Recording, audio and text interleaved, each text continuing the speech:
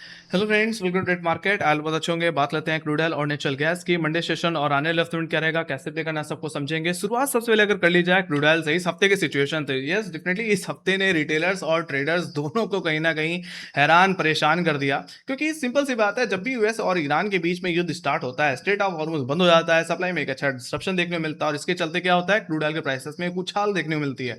हर किसी को लग रहा होगा कि क्रूड ऑयल यहाँ से अब सीधे 9,500 10,000 की तरफ भी चला जाएगा, क्योंकि देखा जाए तो टेक्निकली भी क्रूड ऑयल में आवरली बेसिस में देखो या डेली बेसिस में देख लो, एक inverted head and shoulder pattern देखने मिल रहा था, जिसका क्लियर कट ब्रेकआउट भी आया। सो कहीं ना कहीं काफी लोग होंगे जो लॉन्ग पोजीशन लेके गए होंगे, बट बाद में जब क्रूड ऑयल सरेंडर हुआ, वापस करेक्शन देखने को मिला, तो वो लोग ट्रैप हो गए, है ना। और वहीं पे फिर से एक अनसर्टेनिटी छा गई कि भैया इतनी जिबर्टो टेंशन हिटअप होने के बाद भी क्रूड ऑयल के प्राइसेस में उछाल क्यों नहीं आई।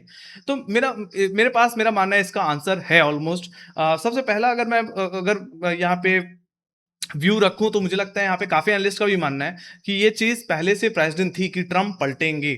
और ये चीज का इंडिकेशन हमें कहीं ना कहीं मिल गया था, कहीं ना कहीं जब 60 डेज का सीज फायर अनाउंस करने की बात चल रही थी, तो उस समय बीच में ट्रम्प आके कूदते हैं और वो ड्राफ्ट्स में कुछ चेंज करने को बोलते हैं। और आई थिंक वही कंडीशंस ईरान ने नहीं मानी, और उसके बाद ईरान और यूएस में वापस सिचुएशन हिटअप होती हुई दिखी, वापस अटैक्स होते हुए दिखे। टिट फॉर टैट वाली सिचुएशन चल रही है फिलहाल यूएस और ईरान के बीच। और कहीं ना कहीं ये चीज प्राइस्ड इन थी, तो हमने जो पहले मूव देख लिया था, उसके बाद जब ट्रम्प साहब पलटे, उसके बाद हमने क्रूड ऑयल के प्राइसेस में सिर्फ प्रॉफिट बुकिंग ही देखी है। ऑलराइट, तो वहीं पे अगर मैं बात करूं दूसरी सिचुएशन की कि ये ऐसा होता हुआ क्यों दिखा, तो कहीं ना कहीं यूएस ईरान के बीच में तो डील चली रही थी, बट यहाँ पे सबसे बड़ी प्रॉब्लम क्रिएट कर रहा था इसराइल, जो कहीं ना कहीं इस डील को होने नहीं दे रहा था और बार बार अटैक्स कर रहा था लेबनान पे। तो यहाँ पे ईरान ने बोला कि भैया पहले आप लेबनान को भी सीज फायर सिचुएशन में ऐड करो, तभी हम कहीं ना कहीं मामला आगे बढ़ाएंगे। तो यहाँ पे ट्रम्प साहब ने इसराइल सिंपल सी बात है, इसराइल को यहाँ पे प्रेशराइज किया या कुछ भी बोलो, है ना, कि आप जल्दी से मामला सलटाओ, क्योंकि हमें भी ये सीज फायर फाइनल स्टेज तक पहुंचाना है। तो यहाँ पे इसराइल और ईरान के बीच में भी सीज फायर एग्रीमेंट की बात चल रही है। तो मेरा मानना है इस सीज फायर के बढ़ते हुए होप के चलते भी क्रूड ऑयल के प्राइसेस में फॉल देखने को मिली। बाकी तीसरा रीजन ये भी है कि यस, चाइना जो कि सेकंड लार्जेस्ट कंज्यूमर है ना, वहां पे भी डिमांड में वीकनिंग देखने को मिली है। अगर वहां पे डिमांड वीक है, तो सिंपल सी बात है, क्रूड ऑयल कंजप्शन कम होगा, और कंजप्शन कम है, तो मेरा मानना है प्राइसेस को भी काम में भी कमजोरी आती हुई हमें दिखेगी। तो वो भी एक रीजन है।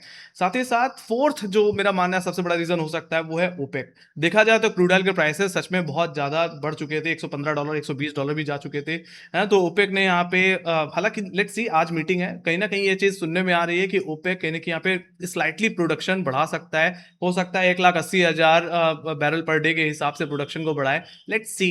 मेरा मानना है ये सिचुएशन भी कहीं ना कहीं क्रूड ऑयल के लिए निगेटिव है। सिंपल सी बात है, क्राइसिस चल रही है, बट यहाँ पे अगर सप्लाई बढ़ा दी जाए, तो प्राइसेस को कहीं ना कहीं कंट्रोल किया जा सकता है। तो मेरा मानना है ये कुछ रीजंस थे जिसके चलते क्रूड ऑयल में हमने इतनी वोलेटिलिटी देखी, इतनी ज्यादा अनसर्टेनिटी देखी, और एक वीकनिंग भी आती हुई देखी। बट मेरा पर्सनल व्यू यही है कि क्रूड ऑयल के प्राइसेस में वापस उछाल देखने को मिलेगी। और राइट, क्योंकि देखा जाए तो यहाँ पे मामला जिस तरह से बढ़ रहा है, यूएस और ईरान के बीच सिचुएशन हीटअप हो रही है, लग नहीं रहा कि इतनी जल्दी खत्म होगा। और इसराइल का तो मुझे पता है ना, इसराइल मौका परस्त इंसान है, और अगर यहाँ पे सिचुएशन बढ़ी है, तो वो भी सीज फायर नहीं करने वाले, और इसराइल वापस दोबारा अटैक करना शुरू कर देगा। तो इसके चलते मेरा मानना है वापस क्रूड ऑयल के प्राइसेस में उछाल देखने को मिल सकती है। बाकी डिपेंड्स ऑन ओपेक आउटपुट कि वो क्या डिसीजन लेते हैं। बट मेरा मानना है आने वाला हफ्ता इस चीज को देखने वाला होगा। मेरा मानना है मार्केट पूरी तरह से न्यूज ड्रिवन है, तो आपको यूएस ईरान और इसराइल और लेबनान वाली सिचुएशंस पे फोकस करना पड़ेगा। बाकी यस, पर्सनली मेरा मानना है यहाँ पे एक रिकवरी वापस देखने को मिल सकती है। बाकी ज्यादा से ज्यादा देखा जाए टिपिकली, तो हमें थोड़ी कंसोलिडेशन या वॉलेटिलिटी भी देखने को मिल सकती है क्रूड ऑयल के प्राइसेस पे।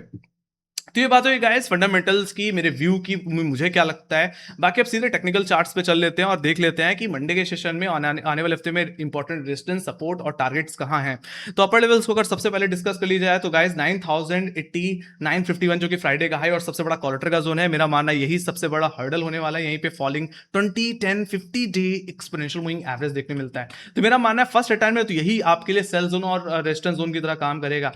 तो हमने 2 दिन की फॉल के बाद मेरा मानना है नेचुरल क्रूड ऑयल में 8500 8570 जो कि इमीडिएट सपोर्ट है, वहां से मेरा मानना है एक शॉर्ट कवरिंग देखने को मिल सकती है जो कि 9000 के लेवल तक ले जा सकती है। बाकी जिनको शॉर्ट स्ट्रेटजी अपनानी है वो एक बार के लिए चाहे तो, अगर आप वेरी वेरी एग्रेसिव ट्रेडर, तो यहाँ पे एक बार आप रिजेक्शन प्ले कर सकते हैं। रेफरेंस के लिए मैंने एक फॉलिंग ट्रेंड लाइन का यूज कर रखा है जिसको मैंने मई के मिड के हाई से मार्क कर रखा है। इस ट्रेंड लाइन पे हमने जनवरी के शुरुआती हफ्ते में भी रिजेक्शन लेते हुए देखा है, तो ये एक अच्छा रेफरेंस पॉइंट हो सकता है जहां से वापस क्रूड ऑयल में थोड़ा सा रिवर्सल प्ले कर सकते हैं। बाकी मेरा मानना है 9000 का लेवल अगर रिगेन हुआ तो काफी ज्यादा चांसेस रहेंगे कि एक बार के लिए क्रूड ऑयल वापस कहीं ना कहीं 9288 9300 एंड देन 9500 की तरफ जाता हुआ दिख सकता है। देखा जाए तो 9000 के बाद अगर कहीं हैवी कॉलिंग देखने मिल रही है तो कहीं ना कहीं वो 9200 के बाद 9500 की कॉल ऑप्शन देखने मिल रही है। तो मेरा मानना है वहां तक एक्सपेक्टेड टारगेट हम आने वाले हफ्ते में लेके चल सकते हैं। मेरा मानना है 9000 कहीं के इंटरडे हर्डल, तो वहीं पे 9500 रुपए 9400 रुपए का जोन वीकली रेजिस्टेंस की तरह एक्ट करेगा। बाकी यस, अगर जैसे ने बताया कि सिचुएशन और हीटअप होती है तो यहाँ पे पैटर्न के बेसिस पे एक डबल बॉटम पैटर्न भी बन सकता है गाइस, है ना, जिसकी नेकलाइन कहाँ पे आती है एग्जैक्टली 9280 9300 के जोन पे सस्टेन कर जाता है। तो मेरा माने यहाँ पे एक बड़ा मूव वापस देखने मिल सकता है। हो सकता है क्रूड ऑयल 10,000 की तरफ वापस जाता हुआ दिखे। ऑलराइट, तो ये बात हो गई हायर लेवल्स की कि अगर मुझे लॉन्ग स्ट्रेटजी अपनानी है तो मेरा मानना है 9000 के ऊपर इंटरडे बेसिस पे 15 या 1 घंटे की क्लोजिंग वेट करें, उसके बाद ही कोई लॉन्ग पोजीशन बनाए। अदरवाइज फर्स्ट अटेम्प्ट में तो यहाँ पे रिजेक्शन भी प्ले किया जा सकता है। तो ये बात हो गई अपर लेवल्स की कि आप एक्सपेक्टेड टारगेट्स क्या हो सकते हैं, कहाँ से शॉर्ट कवरिंग और कहाँ से बुलिश रिवर्सल की उम्मीद है। तो वहीं पे लोअर लेवल्स की अगर बात की जाए तो गाइस आने वाले हफ्ते में मंडे सेशन में 8500 8571 जो कि पुट राइटर का जोन है और इस हफ्ते का लो है, ये बहुत ही क्रूशियल सपोर्ट रहेगा। यहीं पे मैंने एक राइजिंग ट्रेंड लाइन का भी रेफरेंस ले रखा है। इस ट्रेंड लाइन का रेफरेंस मैंने फरवरी सीरीज के लोस और के लोस से ओवरऑल ले रखा है। इसी ट्रेंड लाइन पे हमने मई सीरीज में भी सपोर्ट लिया है। तो मेरा मानिए बहुत ही इंपॉर्टेंट रोल निभाने वाला है, क्योंकि अगर सच में अगर क्रूड ऑयल में कमजोरी है तो इस जोन का ब्रेकडाउन देखने को मिलना चाहिए, और अगर फ्रेश शॉट अगर प्ले करनी है तो इस जोन के ब्रेकडाउन पे भी प्ले किया जा सकता है। मतलब सीधे अगर 8500 के नीचे आवरली क्लोजिंग मिल जाए, जस्ट गो फॉर शॉर्ट। ऐसे सिचुएशन में क्रूड ऑयल कहने की 8200 और 8000 की तरफ जा सकता है। पुट राइटर के पॉइंट ऑफ व्यू से देखा जाए तो 8500 के बाद 8200 और 8000 पे काफी हैवी पुट राइटिंग इमर्ज होती हुई दिख रही है। तो मेरा मानना है वही आपके लिए एक्सपेक्टेड टारगेट्स की तरह एक्ट करेंगे। बाकी 8000 का लेवल भी अगर टूट जाता, मेरा मानना है 8200 8000 नेक्स्ट मेजर वीकली सपोर्ट रहेगा। बाकी ये टूट जाता है तो मुझे लगता है 7500 के लेवल्स भी देखने मिल सकते हैं। ऐसा तभी हो सकता है गाइस जब यहाँ पे फिर से कोई सीज फायर वाली सिचुएशन दोबारा आ जाए, या सच में इजराइल और लेबनान के बीच में सीज फायर हो जाए। सो मुझे लगता है उसका इंपैक्ट फिर क्रूड ऑयल के प्राइस में पड़ सकता है। अदरवाइज जिस तरह की सिचुएशन है ना, मेरा मानना है मेरा जो पॉइंट ऑफ व्यू है वो यहाँ पे रिकवरी को प्ले करने का या एक बुलिश मूव को ही देखने का है। ठीक है, so just two level based trading. अगर आप यहाँ पे थोड़ा है ना अनिश्चितता में फंस रहे हैं तो मेरा मानना है यहाँ पे लेवल बेस्ड ट्रेडिंग करके चलना चाहिए। इसलिए मैंने लेवल्स आपके सामने रखे हैं, मार्क करके रखे हुए हैं, है ना। तो जिसमें ये जोन आपके लिए इंटरडे रेजिस्टेंस, ये जोन आपके लिए इंटरडे सपोर्ट। तो यहीं पे ये वाला जो आप जोन देख रहे हैं ये वीकली सपोर्ट की तरह काम करेगा, और ये जो आप जोन देख रहे हैं हाई लेवल्स पे ये आपके लिए वीकली रेजिस्टेंस जोन की तरह काम करेगा। यही आपके लिए एक्सपेक्टेड टारगेट्स भी रहेंगे इंटरडे हाई और लो के रेजिस्टेंस और सपोर्ट के टूटने पे। So that's it guys with crude oil. बाकी अगर सीधे चले इन्वेंट्रीज पे, तो इन्वेंट्रीज तो ठीक ठाक ही देखने को मिल रही है, बट सिंपल सी बात है यहाँ पे ट्रम्प साहब के ऊपर भी प्रेशर है, तो हो सकता है वो भी प्रोडक्शन बढ़ाने की बात कर दें। लेट्स सी, देखते हैं क्या होता है। बट कहीं ना कहीं फिलहाल इन्वेंट्रीज को इतना भाव नहीं मिल रहा जितना कहीं ना कहीं इस वॉर सिचुएशन को मिल रहा है। तो ये चीज़ देखने वाली है। बट देखा जाए तो इन्वेंट्रीज काफ़ी बेहतर आई थी और उसके बिहाफ पे क्रूड ऑयल को उछलना ही चाहिए था, बट ऐसा हुआ नहीं। ओके, सीधे चलेंगे हम ऑप्शन डेटा पे। ऑप्शन डेटा देख लेते हैं यहाँ पे क्या सिचुएशन है। तो हाई लेवल्स पे अगर हम ध्यान से देखें तो कॉलेटर्स अगर कहीं एक्टिव, आप देख सकते हो कॉलेटर्स अगर कहीं अगर एक्टिव हैं तो सीधे सीधे हमें 9000 की कॉल ऑप्शन में ही देखने मिलेंगे, जहाँ पे 8643 का हुआ है, और उससे पहले 8800 की कॉल ऑप्शन जहाँ पे 2800 का ओआई बिल्डअप देखने को मिल रहा है। मैंने आप लोगों को बताया भी कि ये जोन कहीं ना कहीं फ्राइडे का हाई है ऑलमोस्ट, है ना, वहां पे एक बार के लिए अटक सकता है। बाकी 9000 के बाद अगर कहीं आप हैवी कॉलिंग देख रहे हो तो सीधे 9500 की कॉल ऑप्शन और 9300 की कॉल ऑप्शन में देख रहे हैं। तो हम समझ रहे हैं कि अगर 9000 निकला तो वापस क्रूड ऑयल में तेजी देखने को मिल सकती है। फिलहाल के लिए 9000 हर्डल की ट्रैक करेगा। बाकी सपोर्ट की अगर बात करी जाए तो देखा जाए तो यहाँ पे काफी हैवी पुट राइटिंग जो देखने को मिल रही है वो 8500 की पुट जहाँ पे 5820 का हुआ है, और उसके बाद 8600 की पुट जहाँ पे 2077 का हुआ देखने को मिल रहा है। That will be the immediate support. बाकी अगर 8500 अगर टूट जाता है तो मुझे सीधे कहीं अगर आउटस्टैंडिंग ओवाई बिल्ड होता हुआ दिखा है तो वो है 8000 की पुट ऑप्शन, जो कि डीप ओटीएम की पुट ऑप्शन है जहां पे 6687 का हुआ है। तो हम समझ पा रहे हैं कि अगर क्रूडाइल 8500 का लेवल होल्ड नहीं कर पाता है तो क्रूडाइल वापस 8200 या 8000 की तरफ भी जा सकता है। ऑलराइट, सो यहाँ पे ऑप्शन डेटा को अगर ध्यान से देखा जाए तो यहाँ पे भी एक अनसर्टेनिटी दिख रही है। हाई लेवल्स पे कॉलेटर तो है, लोअर लेवल से ही पुट राइटर एक्टिव है, तो यहाँ पे कोई भी पीछे हटने को उतना तैयार नहीं है। और मेरा मानना है यहाँ पे जैसे बताया कि थोड़ी वोलेटिलिटी भी देखने को मिल सकती है, कंसोलिडेटिव सिचुएशन देखने को मिल सकती है, but it's totally depend on ongoing news and updates regarding to US and Iran, और उसी के बेसिस से मुझे लगता है यहाँ पे कोई डायरेक्शनल मूव प्ले करने को मिलेगा। तो मेरा मानना है यहाँ पे कॉशियस रहिए, लेवल बेस्ड ट्रेडिंग करके चलिए तो आप थोड़ा सा फायदे में रहेंगे। पहले से अगर बहुत ज्यादा बुलिश है या बियरिश है और मार्केट आपके अगेंस्ट जाएगा तो मुझे लगता है आप ट्रैप ही होंगे और कुछ भी नहीं। बाकी जहां तक बात रही ओपनिंग की, तो मेरा मानना है ओपनिंग थोड़ी सी फ्लैट देखने को मिल सकती है। I am not expecting any major gap up और गैप डाउन। बाकी लेवल्स आपके सामने ही है। बाकी सीधे चलते हैं गाइस नेचुरल गैस के एनालिसिस पे, और नेचुरल गैस पे भी देखे तो यहाँ पे भी हमें एक प्रॉफिट किंग देखने को मिली। देखा जाए तो पिछले हफ्ते में हमने है ना एक अच्छी खासी उछाल आती हुई दिखी थी, और उसके बाद मुनाफा वसूली। और मैंने पिछले हफ्ते के एनालिसिस में भी बोला था कि यहाँ पे नेचुरल गैस में 3,300 रुपए के लेवल्स अगर मिले जस्ट गो फॉर बाय, और देखा जाए तो वही 322 के लेवल्स पे आकर के फिर ठंडा भी हुआ। सो जो लेवल्स से बहुत ही परफेक्टली काम किए, तो आई होप आप लोगों को मेरी एनालिसिस से मजा आया होगा और आपने काफी अच्छा पैसा भी बनाया होगा। बाकी जहां तक बात कर ली जाए सिचुएशन की, तो यहाँ पे ओवर सप्लाई का एक बड़ा कंसर्न है जिसके चलते नेचुरल गैस के प्राइस में गिरावट आई। हालांकि यस एलएनजी एक्सपोर्ट की अगर बात की जाए तो डिमांड की बात की जाए तो वो अभी भी वहां पे है, और हीट वेव के चांसेस भी हैं कि हीट वेव देखने को मिल सकता है, तो वो भी कहीं ना कहीं नेचुरल गैस के प्राइसेस को सपोर्ट कर सकता है। बट यहाँ पे मेरा मानना है मतलब सिचुएशन एकदम टाई हो जाती है। एक तरफ जहां लग रहा है हीट वेव आएगा तो कूलिंग डिमांड बढ़ेगी, तो दूसरी तरफ ओवर सप्लाई का भी कंसर्न है। तो ऐसा हो सकता है कि यहाँ पे नेचुरल गैस में अब हम एक दायरा बनते हुए देख रहे हैं, जो कि हमें दिख भी रहा है एग्जैक्टली 320 से लेकर के 300। तो मैं तो यही कहूंगा कि यहाँ पे भी थोड़ा लेवल बेस्ड ट्रेडिंग करके चलें। 320 आपके लिए एक हर्डल की तरह, तो वहीं पे 300 आपके लिए मेजर सपोर्ट की तरह एक्ट कर रहा है। सपोर्ट पे आए तो खरीदारी करो, रेजिस्टेंस पे आए तो बिकवाली करो। बाकी इस रेंज का ब्रेकआउट या ब्रेकडाउन आपके लिए एक डायरेक्शनल मूव पैदा कर सकता है। तो मैं सीधे लेवल्स पे आऊंगा गाइस, क्योंकि यहाँ पे न्यूज एंड अपडेट्स में देखा जाए तो पूरी तरह से न्यूट्रल ही है ना, दोनों तरफ की सिचुएशंस की बात हो रही है यहाँ पे। तो यहाँ पे हर्डल की बात करें तो 320 322 will be the hurdle, that will be the resistance zone. बाकी कोई बहुत बड़ी तेजी आनी है तो इस जोन के ऊपर डेली क्लोजिंग मिलनी चाहिए। अगर ऐसा हुआ तो 330 340 तक के लेवल्स देखने मिल सकते हैं। बाकी जैसे बताया कि इस लेवल पे वापस रिजेक्शन मिले तो 2-3 रुपए का ऐसा लगा करके वापस नेचुरल गैस को शॉर्ट कर देना चाहिए।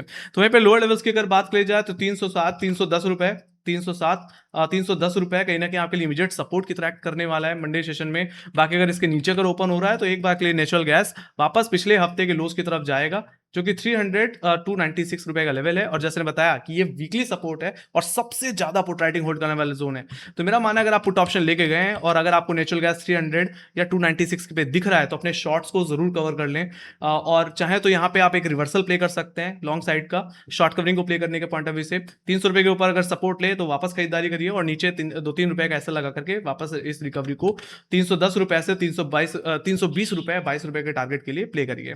ऑलराइट, तो ये बात होगी इसकी। बाकी जहां तक बात रही बियरिश बायस की, तो मेरा मानना है नेचुरल गैस तब तक टेक्निकली पॉजिटिव है जब तक नेचुरल गैस 300 रुपए के ऊपर ट्रेड कर रहा है। बाकी अगर 300 का अगर ब्रेकडाउन देखने को मिला तो मेरा मानना है गिरावट आएगी। ऐसे सिचुएशन में नेचुरल गैस 288 या 280 की तरफ जा सकता है, जो कि मेरा मानना है नेक्स्ट सपोर्ट होगा। और उसके बाद ज्यादा से ज्यादा 270 267 रुपए की तरफ जाता हुआ दिख सकता है, जो कि मेरा मानना है वो जो अप्रैल सीरीज सॉरी मई सीरीज के जो लोज थे ऑलमोस्ट उस जोन की तरफ फिर जाता हुआ दिखेगा। तो कोई मेजर बिक वाली 300 के नीचे ही मैं एक्सपेक्ट कर रहा हूं, उससे पहले यहाँ पे आप रिकवरी प्ले करके चलें। Alright, so need to be neutral in this 20 point range and wait for any breakout और breakdown to play any directional move. Alright, that's it. बाकी जहां तक बात रही ओपनिंग की, तो मुझे लगता है गैप डाउन ही देखने को मिलेगा, फ्लैट टू गैप डाउन की एक्सपेक्टेशन है। जैसे बाकी स्ट्रेटजी तो मैंने बताई दी कि अगर नेचुरल गैस 300 रुपए के जोन पे आए तो अपने शॉर्ट्स को बुक करो, जो पुट ऑप्शन लेके आए उनको अपना प्रॉफिट ले लेना चाहिए या ट्रेलिंग एसएल का यूज करना चाहिए। बाकी इस जोन से है ना वापस बाउंस प्ले किया जा सकता है। रिस्क रिवॉर्ड काफी ज्यादा बेहतर मुझे इस जोन पे लग रहा है, तो वापस आप रिकवरी भी प्ले करके चल सकते हैं। ऑलराइट, तो बात हो गाइस नेचुरल गैस के टेक्निकल्स की। लेट्स गो विद इन्वेंट्रीज में भी हमने जैसे बताया, जैसे मैंने बोला कि यहाँ पे थोड़ा सा ओवर सप्लाई का कंसर्न है, तो आप ये देख भी सकते हैं पिछले हफ्ते कंपेयर में यहाँ पे 3 बिलियन क्यूबिक फीट की सप्लाई बढ़ी है, जो कि बढ़ करके 95 बिलियन क्यूबिक फीट हो गई, जो कि नेगेटिव है। सिचुएशन यहाँ पे अधिकतर हम नेचुरल गैस में जो देखते हैं वो पिछले हफ्ते के कंपेयर में देखते हैं, तो आप फोरकास्ट को देख करके ये मत सोचना कि यार पॉजिटिव है, ऐसा कुछ भी नहीं है। पिछले हफ्ते के कंपेयर में इसमें देखना पड़ता है। बाकी क्रूड ऑयल के उसमें हम फोरकास्ट को भी है ना ऐड करते हैं टू रीड दिस डेटा, है ना, समझने के लिए कि है ना व्यू कैसा रह सकता है। सीधे चलते हैं नेचुरल गैस के ऑप्शन डेटा पे। ऑप्शन डेटा को भी अगर हम ध्यान से देखें तो सबसे ज्यादा आउटस्टैंडिंग ओआई अगर कहीं है तो 320 पे, मैंने बता भी दिया। ये हर्डल है गाइस, यही रेजिस्टेंस है जहां पे 6896 का ओआई है। अगर ये निकला तो मेरा मानना है 15 से 20 पॉइंट की स्विंग बन सकती है। बाकी यही आपके लिए हर्डल की ट्रैक करेगा। अब ये कॉलेटर्स कहने की 310 पे भी ग्रिप ले रहे हैं, जहां पे 5722 का ओआई देखने मिलता है। वहीं पे लोअर लेवल्स की अगर बात की जाए तो कॉलेटर के कंपेयर में पुटराइटर का कन्विक्शन बहुत ज्यादा, और ये चीज एक बुलिश बायस को इंडिकेट करती है। आप खुद देखो, 280 के पुट ऑप्शन में 10,000 का वाई, 290 के पुट ऑप्शन में 9,221 का वाई, 300 की पुट ऑप्शन में 9,527 का वाई। तो कहीं ना कहीं कॉलेटर के कंपेयर में पुटराइटर कन्विक्शन बहुत अच्छा है, और ये एक्सपेक्ट कर रहा है कि 300 रुपए के नीचे क्रूड ऑयल नहीं जाएगा, नेचुरल गैस नहीं जाएगा। और यहाँ पे डेटा को भी देख के समझ में आ रहा है कि कॉलेटर का कन्विक्शन उतना नहीं है, और हायर लेवल्स पे अनवाइंडिंग देखने को मिल रही है। इसलिए मैं बोल रहा हूँ कि 300 के लेवल्स पे आए, will see some another recovery in natural gas. So सीधे सीधे यहाँ पे देखा जाए तो data is looking very very bullish. 300 रुपए के ऊपर जब तक है, नेचुरल गैस का व्यू बुलिश ही रहेगा। ऑलराइट, 300 रुपए के नीचे ही कोई बड़ी बिकवाली देखने को मिल सकती है। बाकी डिटेल्स लुकिंग पॉजिटिव। बाकी जैसे मैंने बताया, flat to gap down opening देखने को मिल सकती है। तो यही थी अपडेट्स। बाकी आने वाले हफ्ते की अगर बात करी जाए तो डेफिनेटली ओपेक के आउटकम के हम इंतजार शाम को करेंगे, उसके बेसिस पे भी हो सकता है हमें रिएक्शन देखने को मिले।